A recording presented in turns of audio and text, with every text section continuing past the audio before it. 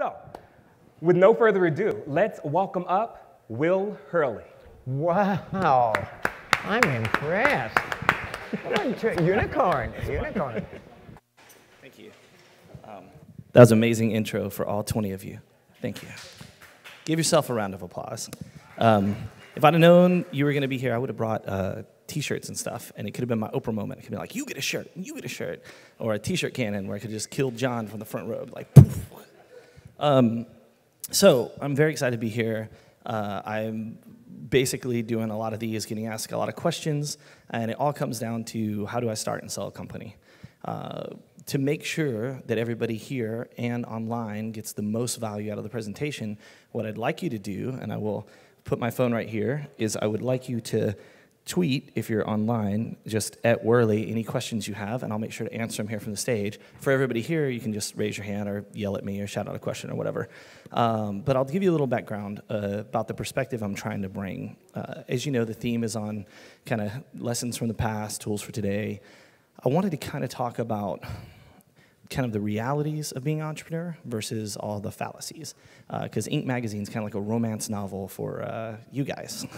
And a lot of the things you read and a lot of things you see, they're not necessarily the reality that I live in, right? I started a company that was pretty well known here in Austin called Chaotic Moon in 2010. We sold that to Accenture in 2015. I started a company in March of 2015 called Honest Dollar, and we sold that to Goldman Sachs on our one-year anniversary at South by this year. It's the first time that, you know, the agency thing, the Chaotic Moon thing, not to downplay it, but it's like Accenture and companies like that buy other agencies. Everybody got that. It made sense. With Honest Dollar, it's the first time Goldman Sachs has bought a startup, especially something that young, that's, you know, kind of proven, but, you know, obviously, you know, a year we didn't have, it's like Doc Brown, we didn't have time to build it, to scale or paint it. But it's a big deal, and it's been getting a lot of attention in the financial press, and it's soon to get a lot more attention in the tech press as we kind of unveil what we're doing. The reality is transactions are hard. And so the first thing I want to talk about is, you know, if you're an entrepreneur and you're starting your own company and your plan is to do anything but build a sustainable business that you get a paycheck or distribution from, what does that look like if you're trying to exit? Because what you read about is company A bought company B, done. And what you don't read about is company A watched company B for 6 months, 12 months, 16 months, for forever. They made build versus buy decisions. They went through committees and compensation committees and all kind of different things internally. And then they said, hey, we're going to announce we have the intent to buy you. And that's when the real work starts, right? You have to go through a very lengthy diligence period. Thousands and thousands of questions.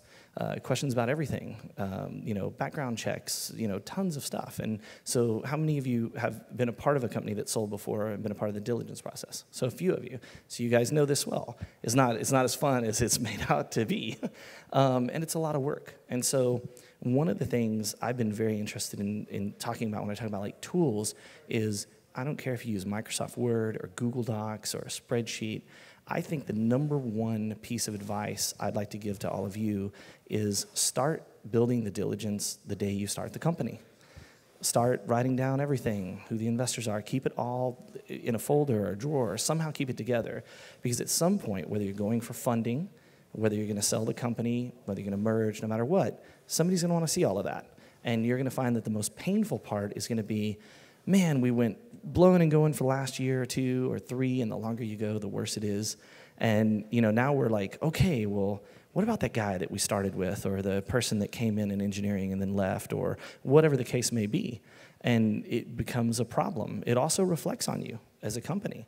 If I'm acquiring your company, I want to know that you've thought about this, that you've planned for it, that you have all these documents. So, you know, tools, actual tool doesn't matter, but start thinking about the diligence from the beginning. And if you don't know about it, there's plenty of books, there's plenty of places online, there's plenty of things you can do to find out about, you know, diligence and the process and the questions. But basically, just imagine that you were buying something and you would want to know about it, and think about what you'd want to know. Have you been sued? Are you being sued? Are you going to be sued? How much money do you have in the bank? When do you run out of money? You know, do you have employees? Did you do background checks? Did you not? I mean, you can make a basic diligence list yourself. It's not necessarily rocket science. But the bigger deal you do and the bigger company you work with, the more intense that process usually gets. So that's the first thing, is think about the diligence right off the bat. The second thing is know the environment that you're getting into. My personal, if you've read my Facebook or Twitter, I've been ranting about how like it's all gonna crash. and I'm convinced of that. I could be very easily proven wrong. I think the only reason that the startup environment and funding environment doesn't crash this year is because it's an election year. And nobody in politics wants any kind of economic problems in. So I think those will get pushed into early next year. I'm saying May timeframe, about a year from now. My friend's saying September. The difference between us is I graduated from Temple High School and he's a Nobel laureate. So he pointed that out and I was like, touche. So maybe September, but sometime between May and September, I'm pretty sure stuff's gonna shake loose. And you already see this, right? Fidelity a couple months ago marked down 21 unicorns. Company that we use Zenefits and we use Gusto and some of the companies maybe a lot of you use. Zenefits went from $4.5 billion to 2.1 to 3 to 4, depending on who you talk to. So where did all those billions of dollars go? And my response to you is they didn't go anywhere. They were never there in the first place. And so, because if I can take your company and mark it down by half, then that's not good. And that's the thing. When I say the environment, what I'm talking about is you have funding, and let's just go ahead and say it's Silicon Valley, although you can get funding in great VCs in Boston and New York, all over the world, but let's just kind of make it an east-west thing to make the example simple. If you're in California or wherever you get funding from there, they're funding growth. That's their job. So they're funding ahead of a curve. And they're going to pump big money in. And it's in everyone's best interest for that valuation to be higher. And that valuation is a real guess. Now, everybody's got their metrics and their formulas and their spreadsheets and their experience. But at the end of the day, it's a really big guess on if these people grow as fast as we think they will and go as far as we think they will in the market, then at some point, this much value will be created. And the antithesis of that is the East Coast. Because when you go public or you deal with public markets, they say, well, let's look at who else is in the market and how much money they make and what we value them at. And then we say, and how much money do you make? And then there's an easy math model. So it's kind of like this is based on future math and this is based on kind of real math, right? And you see that. I mean, Apple has $230+ billion in cash and short-term assets, because you can't really, where are you going to keep that much cash? That's a lot of money. And they had a quarter that didn't hit expectations, and Tim Cook is on Jim Cramer explaining why. And it's like, right, but you know they're doing okay. They have $230 billion in cash, and it's like, but it's the public markets, and when you get into the reality of valuing your business, it's a very different story. And I'll share with you my first valuation story. I joined a startup in 2000. It was my first startup. It was poorly run. The person running it embezzled some of the $1 million that we got and ran to Mexico. The other person went to Mexico with the bat. Like, it was a drama. And I ended up being CEO. That was my first CEO job. I don't even have any business being CEO now. So 2000, I was like, what? And they were basically like, look, we lose money, but what we like to do is look at the assets, look at the cash in the bank, and see how much we can get back. And I called a good friend of mine who's named Mike Irwin, who's a co-founder at Chaotic Moon, and we still do investments and things together. And I said, Mike, this problem is blah. And he goes, don't worry, I'll come over tonight. We'll walk through it, and then we'll go have a drink or whatever. And so Mike came in, and he was like, so do you own these chairs? You bought those? Awesome. And the computers? Right. And then, how much money? How much do you pay rent? And he's like, no problem. This business is worth $147,362.36. And I was like, that is not what I wanted to hear. I thought it was like my brain was going to explode. But the reality is that's a good lesson in valuation. What are you worth? You're worth what somebody will pay for you. So is Oculus worth $2 billion? Hard to argue with that. Facebook paid $2 billion, right? But the valuation part, that comes before any execution on that, any realization of that. And so that's a big issue. Understand the environment you're getting into. It's a hard time, in my opinion, to start a business right now. Funding's clearly cooling. Valuations are being marked down. There's $1 trillion in student loan debt. There's an energy crisis. There's the price of oil. All those things affect the partners that put the money in all the VCs. And understand who the VCs are, right? They're not your friend. They're not your buddy. They're not your counselor, your mentor. They are a funding source, full stop. And they'll sell you on other things, but don't ever expect it. And some of them are good. I have 2 VCs we work with on Dollar who I talked to almost daily, and I loved it. And they had great advice and good connections, and it was amazing. But that was above and beyond their function, which was to write me a check and put it into the bank so that I could pay employees, right? And that sounds a little brutal on the VC front, but it's the reality. When you're starting to look at who are you going to deal with and what are you going to deal, I would rather have an investor who has reasonable expectations, writes a check, and doesn't try to get too involved than I would have one that gets involved. Because you can't, being at a startup is a very simple thing. It's a 24-hour-a-day, 7-day-a-week, 365-day-a-year job. It is not I can pop into a board meeting or come in every once in a while and say, well, this looks good, and I've got this experience, and we should do this, because there's millions of data points that happen on a monthly basis, and you need all of those to make any relevant decisions. So what is know the environment, know what your funding source is. What does your board do? Right? Your board should have one job. That's to hire and fire the CEO.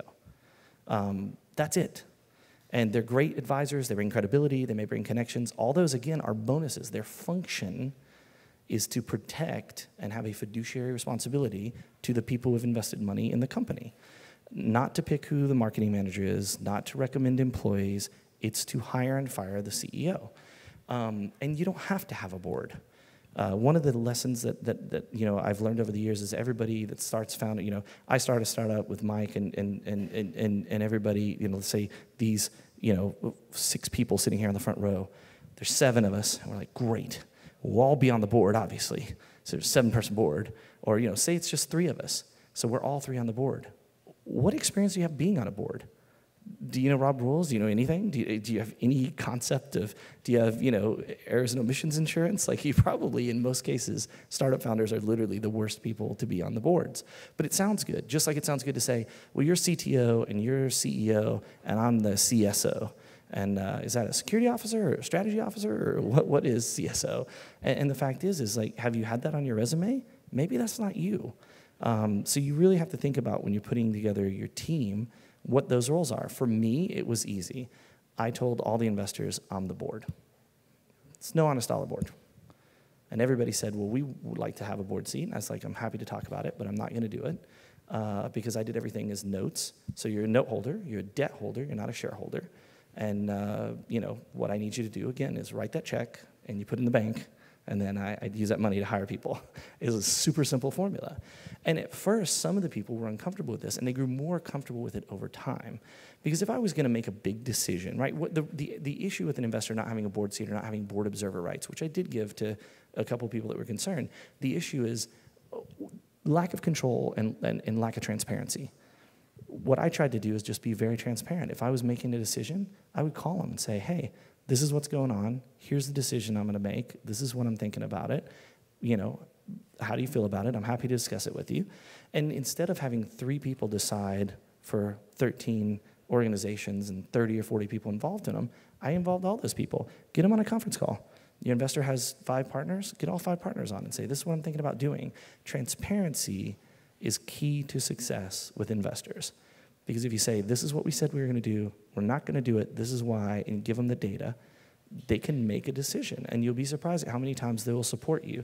I hate all the stuff I'm seeing in the Austin scene about there's no funding, and then the funding's bad, and then this and that. It's like, at the end of the day, those problems have nothing to do with VC. They have nothing to do with entrepreneurs. They have to do with people who don't like each other, period. So don't work with people you don't like. That's also very simple. Think about doing the diligence from the first. Think about what the role of an investor is. And when I say that, I'm not trying to be mean to investors. I'm just saying be realistic. Because the investor isn't going to his LP saying, so here's the deal. I've been giving this guy some great advice. I hired the marketing manager. I did this. The investor is saying, you gave us money, and this is how much we gave you back. Understand the environment. Understand what their role is. They are out using you to raise more money to have another fund to invest in guys like you. They're not giving you their money in most cases. Some angels will, some people will, but when you're dealing with actual institutional investors, they're spending someone else's money, and they have a boss, just like you. And they can't go to their boss and say, like, well, it was a really good plan, but the 7 people on the board decided to do that's not going to work for them. Nobody's going to want to write them a check. So those are kind of really important. And at the end of the day, the number one thing is having a business that has value. You have to generate value. I've never been a part of a business, thankfully, that was a growth strategy. It was like, ooh, we're going to capture eyeballs, or we're going to do this, or once this happens or that happens. You have to have immediate value. And here's my suggestion. You go to the mall, and you find 100 people, and you act like these people on the street trying to get you to support Planned Parenthood or Prop 1 or whatever they're doing today, and you have 100 people and say, I'm going to have this thing, and it's got water in it, and it's in a bottle, and I think you would buy that for $20. And you're like, no, but I give $2 for it. And you're like, great, $2. And you gather the data, and you talk to about 100 people, and if you have 90 people who are just like, that's a stupid idea, guess what? There are dumb ideas. 9 out of 10 startups fail. Do you want to know why they fail? Because there is such a thing as just stupid ideas that just aren't going to work. Or ideas that are out of their place in time. You have somebody who's a very visionary founder, has an amazing idea, but the market's not going to be ready for it forever. So that brings me to the lesson, which is the 2 things you want as an entrepreneur are luck and timing. I will take those over anything. I know tons of very brilliant, very smart people that are poor as dirt. And they can't run a business and they can't do anything. And it's not because they're dumb. It's not because they're inexperienced. They have horrible luck and bad timing, right? They have a visionary idea that's, I know people who in 1997 or 8, I know some guys who left Apple who are like, one day there's going to be this thing, and it's like electric cars. And it's like, great. And they're like, for a year they had funding and then they didn't. It's like, world wasn't ready. There's nothing wrong with that. Sometimes what I like to do, one of my tools is I have a set of file folders. And when I get an idea, I think about the brand, I go name it, I buy the domain, I pay the, whatever fee it takes to file in Delaware or whatever. It's really easy to keep up with those things. And I have all those sitting there. I already know what my next 5 businesses are at all times. And then when I go out of a business, when I want to start a new one, I look at what's going on in the world, and I look at that environment, and then I look at those. I say, well, which one is most likely to be the right timing or near the right timing for this? So with that, I only have a couple of minutes. I'm checking if anybody's tweeted any questions. No, but lots of pictures, quotes, pictures. This is amazing. I love this, but no questions. So we have 2 minutes and 30 seconds. So with all of that, and I'll answer anything you guys want about anything, I'm going to ask you guys for questions. There's a nice lady there with a mic, and another nice lady who wasn't in the audience who just jumped in who has a question. But okay. After you. Oh, so I just wonder what the new culture is like now that you've been taken over. What is the before and after? Do you work for look like? CNBC? No. If you guys, I did an interview that's now infamous on CNBC where Maria was like, well, what are they going to change you? Like, it's going to be horrible and all this. I was like, not really. And I did this inadvertently. I was like, and my team took it and made like a gliffy of it. And it's just me going like, and I didn't even realize I was doing that, and I felt bad. I actually sent her an email. I was like, I want to apologize. I was not blowing you off. I just, I didn't know what to say, and I was like, I'm not sending that mail. Click. But the culture is the same. So this is a huge move. We're still honest dollar. We're still an independent business unit. We're still even using Vanguard funds, which everybody's like, oh, they'll change that immediately. This is a long-term play. This isn't about what happens with us integrating with Goldman in the next year. This is about the future of finance for the next 100 years. And so it's more, think of it the other way. Ask them that, because like they got crazy guy that skateboards up to 200 West, and like security's like, sir, you can't skateboard on the, like it's going the other way. And they're embracing it. It's what they want to do. Remember, this is a company that had 147 years of history, 137 of which were amazing. It's the first people the president would have called. Right? And then financial crisis, and everybody wants to hate anybody who didn't get hurt as bad as them, and it's bad. And now it's like, well, what does the future look like? I did a great deal of investigation on the culture. They hire 3% of applicants. So it's harder to get a job at Goldman Sachs than it is to work to get into Harvard or Yale or Princeton or whatever. And you meet there, and there's a lot of smart people there doing a lot of good work, 10,000 small businesses, all of their women programs, all of the global programs. And it's like, it's just like anything. When I worked at IBM, there was a factory that had done some stuff, and it was bad. And I got asked this question by a reporter, and it's like, oh, I don't know, there's 300,000 employees here. Like, I'm not anywhere near manufacturing, And so it's just like anything else, right? Reputations are built over years and decades, and they're destroyed in seconds. And that's an important lesson. And so, culturally, no changes. We're actually except for we're getting a better office building, because they were like, yes, we like your co-working space. That is adorable. But probably going to move you if that's cool with you. But it's going to be really cool. Yes, sir. I'm the last one, too, so if we go a few minutes over, is that okay? Okay. Hey, well, thanks for the talk. a lot of fun. I also did a bunch of VC stuff in Silicon Valley, Boston, New York, and was in the Wall Street space. So I want to talk a little bit about. My question has to do around valuation metrics in a T-minus 2-year gig, right? So, I mean, that to me is fascinating. How do you value and you can speak in generalities. No. I will tell you, that is the absolute best thing you can do, in my opinion. I went to a couple of my mentors, and they're like, why are you going to do this now? Because in 5 years or 10 years, I was like, I could be dead? This sounds amazing. This sounds like a Cinderella story. Remember, value can be very subjective or very objective. The benefit I had in doing this transaction now is that in financial services, you can be very objective, right? It's a very different game. They're not like, so if you grow to 1 billion people in 5, they're like, how much money do you make? I'm sorry? Okay, great. Do you have any debt? It was kind of like that mic conversation I described earlier. That's the illusion. And that's where I disagree with a lot of people, even in our local community.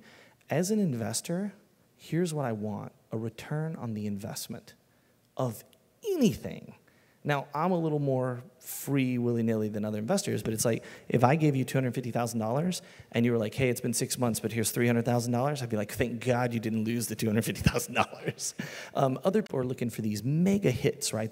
They want to be in a company 5-10 years, and then it's worth, $1 billion and all this. Let me tell you about that fantasy. I'm a system theorist, so I map and model everything. If you want to sell your company for sub $50 million, there are about 26,000 organizations that can buy it for cash. At 100, it gets cut in half. At 250, it gets cut into like a sixth of that. And the higher you get, the fewer people can buy you. And then what are you looking at? You're looking at going and selling it to somebody else. People who have E-Trade accounts, right? And that's a very dangerous, different game. When people are like, oh, this is valued at $1 billion. My question is, so who's going to buy it? Apple, obviously, can buy whatever, but does Apple want to buy Zenefits? Probably not. It's interesting because we get caught up in this fallacy. It's a system fallacy that valuation is somehow changed to increase over time. I think General Motors is a great example of that not being true, right? I mean, there's hundreds of examples.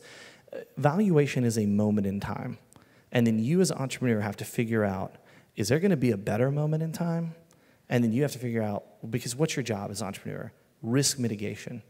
You're trying to mitigate the risk to your investors and to yourself. Or at least that's what I think your job should be. Your job should all about be two things, right? Risk mitigation and alignment.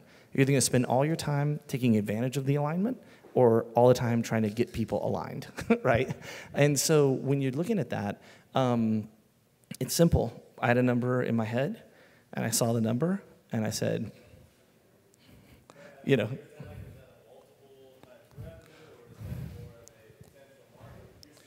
Oh, no, you can, that's right. When you're selling, his question for everybody out in the audience online was, is it a multiple of revenue? Is it something? For us, fortunately, it's all those things. It's, we do have patents, we do have customers, we have, our 1099 product we announced with Lyft, that's 110,000 drivers in that space. We've got, several other companies in 1099 space. We've got small business customers. So you can do all of that, but then you have to figure out, but what is the long-term value? So we're actually a mix of here's what you're worth now, and here's the value of impact, and this is very important for everyone to remember, to the company. When you're selling a company, be it Chaotic Mundo, Accenture, Honest Dollar, Goldman, any of the companies I've been a part of, the value is going to be different to different people and different companies. And you can say, well, we're going to do a multiplier revenue. That might not be your best strategy. Here's how I like to sell companies. How much is the company worth to you? And that is based on some very simple math. How much do you think I'm going to move that needle, right? Couldn't have picked a bigger needle. That was a little short. That was a little awkward. I like having the conversations where we have some good assets and some good numbers, but my sister organization, GSAM, has $1.5 trillion under management. So they want to be in those meetings and be like, we're going to do this, and it's like, I'm going to do this. How's that? But it's really simple. It's really simple. You can do the multiplier. You can do kind of future value. Very interesting comment on that. Patents. Do you know how much patents are worth? About $525,000. Because if you look at all the companies Apple and everybody's acquired and all the patent sales, and you divide the number of patents by the amount that was paid, it almost always comes out to somewhere around $525,000. So your patents are not worth millions of dollars. They're worth about $525,000. And again, the impact, what's the impact of those patents? What's the impact of the tech? What's the size of the market? For us, we had luck and timing, and we are in a very good position. We have a new hot product in a market nobody has ever tapped into. There's 70 million people with no access to a retirement plan in the US. There's 54 million 1099 workers. And everybody hasn't got into it. Why? Because they have an asset under management model. So nobody wants the small accounts. We charge a few bucks a month, so it's a completely different inversion of that model. And so it has a tremendous amount of value. Any other questions? No other questions? You can't see. All right, just one more check online, just to make sure, since I said that. Because if I don't, then somebody's going to tweet me later and be like, I asked 6 questions online, you never answered any of them. Well, thank you very much, guys. I appreciate all the time. I'll be around for a minute if you want to talk to me.